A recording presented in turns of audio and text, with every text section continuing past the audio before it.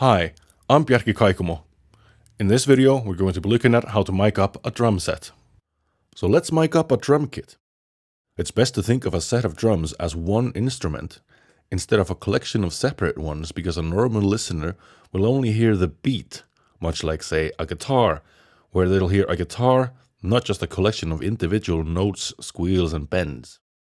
There are various techniques for miking drums, but let's start with some tried and tested methods. First up, bass drum. A common mic to use is a large diaphragm dynamic like the AKG D112. Large diaphragm because it will pick up more of the low end. A good starting point is just inside the hole of the front skin. It often gives the best balance between low end and beater click depending on the style of music. Snare. A dependable choice for snare is the SHURE SM57. Unlike in a live setting where close miking is preferred to reduce spill and phasing problems, in the studio we can afford to back off the mic a little bit in order to capture the sound of the whole drum rather than just a part of it, like the rim, center, or in between those. The minus, though, is that it'll pick up more spill from the other drums. Hi-hat.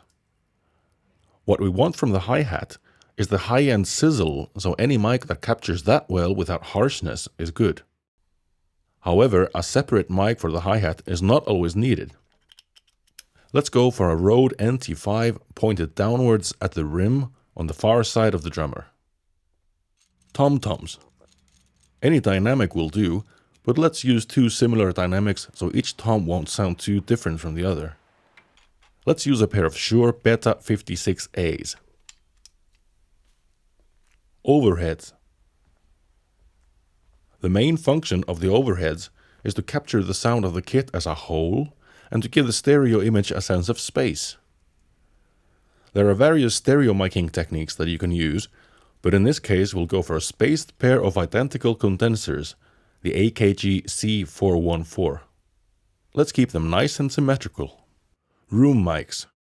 Lastly, for ambience, let's add a stereo pair of Rode NT5s to capture the sound of the room itself.